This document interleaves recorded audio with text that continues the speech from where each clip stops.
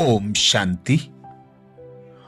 परमात्म ऊर्जा से भरपूर करने के लिए, संपूर्ण संपन्न बनाने के लिए बाप दादा पूछते, आवाज से परे की स्थिति प्रिय लगती है या आवाज में रहने की स्थिति प्रिय लगती है? कौन सी स्थिति ज्यादा प्रिय लगती है? क्या दोनों ही स्थिति इकट्ठी रह सकती हैं? रह सकती हैं? इसका अनुभव है अनुभव। यह अनुभव करते समय कौन सा गुण प्रत्यक्ष रूप में दिखाई देता है? न्यारा और प्यारा। यह अवस्था ऐसी है जैसे बीज में सारा वृक्ष समाया होता है। वैसे ही इस अव्यक्त स्थिति में जो भी संगम युग के विशेष गुणों की महिमा तुम बच्चे करते हो, वह सर्व विशेष गुण उस समय अनुभव में आते हैं, क्योंकि मास्टर बीज रूप भी है, नॉलेजफुल भी है। तो सिर्फ शांति नहीं, लेकिन शांति के साथ साथ ज्ञान, अतीन्द्रिय सुख, प्रेम, आनंद, शक्ति आदि आदि सर्वगुण मुख्य गुणों का अनुभव होता है। न सिर्फ अपने को, लेकिन अन्य आत्माओं को भी ऐसी स्थिति में स्थित हुई आत्मा के चेहरे से इन सर्व गुणों का अनुभव करती हैं। जैसे साकार रूप में क्या अनुभव किया? एक ही समय सर्वगुण अनुभव में आते हैं, क्योंकि एक गुण में सर्वगुण समाये हुए होते हैं। जैसे अज्ञानता में एक विकार के साथ सर्व विकारों का गहरा संबंध होता है, वैसे एक गुण के साथ मुख्य गुणों का भी गहरा संबंध है। अगर कोई कहे मेरी स्थिति ज्ञान स्वरूप है, तो ज्ञान स्वरूप के साथ साथ अन्य गुण भी उसमें समाये हुए जरूर हैं, जिसको एक शब्द में कौन सी स्टेज कहेंगे? मास्टर सर्वशक्तिवान। ऐसी स्थिति में सर्व शक्तियों की धारणा होती है। तो ऐसी स्थिति बनाना, यह है समानता, संपूर्णता की स्थिति। ऐसी स्थिति में स्थित होकर सर्विस करते हो। सर्विस करने के समय जब स्टेज पर आते हो, तो पहले इस स्टेज पर उपस्थित हो, फिर स्थूल स्टेज पर आओ। इससे क्या अनुभव होगा? संगठन के बीच होते हुए भी अलौकिक आत्माएं दिखाई पड़ेंगी।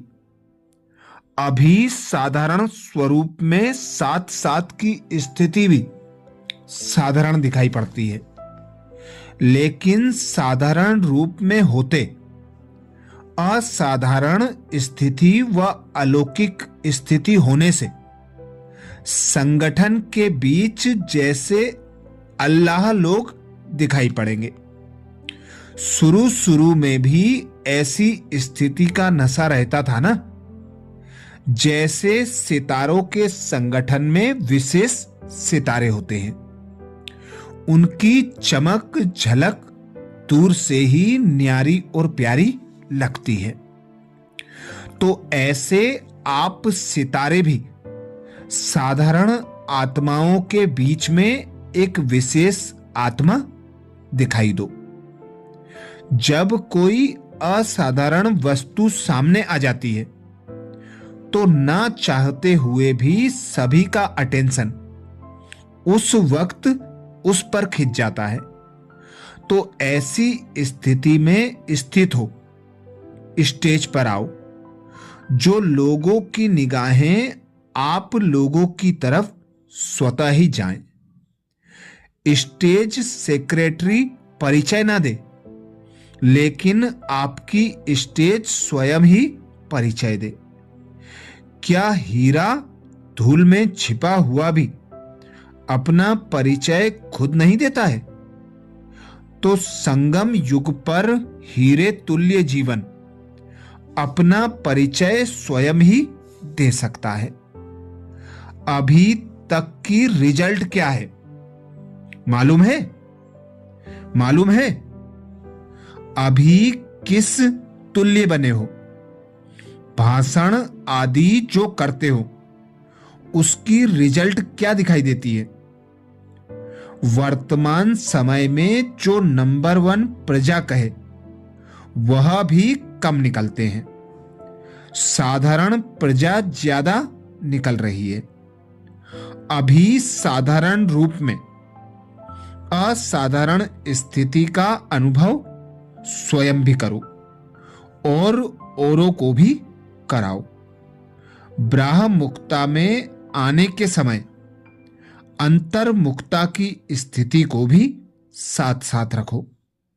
यह नहीं होता, या तो अंतर्मुखी बनते हो या ब्राह्ममुखी बन जाते हो, लेकिन अंतर्मुखी बनकर फिर ब्राह्ममुखी में आना। इस अभ्यास के लिए अपने ऊपर व्यक्तिगत अटेंशन रखने की आवश्यकता है। ब्राह्ममुखी की आकर्षण अंतर्मुक्ता की स्थिति से ज्यादा होती है। इसका कारण यह है कि सदैव अपने श्रेष्ठ स्वरूप व श्रेष्ठ नशे में स्थित नहीं रहते, इसलिए स्थिति पावरफुल नहीं रहती।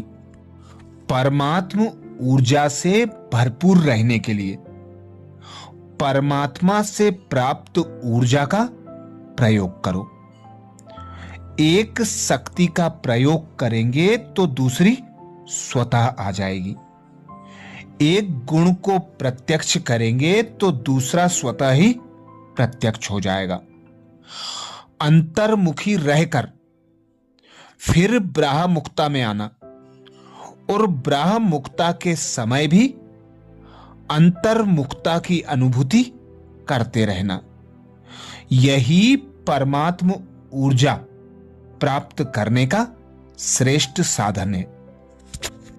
रॉयल प्रजा में आने के लिए निरंतर गुणों का तथा शक्तियों का प्रयोग संपूर्ण संपन्न बना देगा, भरपूर बना देगा। तो अनुभव करने के साथ साथ अटेंशन देकर चेक करते रहो कहां तक हम परमात्म ऊर्जा से भरपूर हुए हैं। हमारी स्टेज अभी कहां तक की बनी है।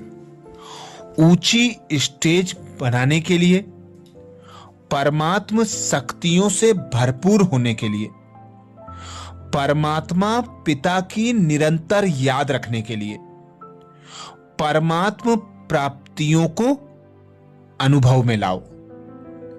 सदा नशे में रहो कि परमात्मा पिता मेरे साथ है, परमात्मा पिता की शक्तियां तथा गुण मेरे साथ हैं। मैं मास्टर सर्वशक्तिवान हूं। यह एक शब्द ही सर्व शक्तियों से, परमात्म ऊर्जा से भरपूर बना देगा। अच्छा, ओम शांति।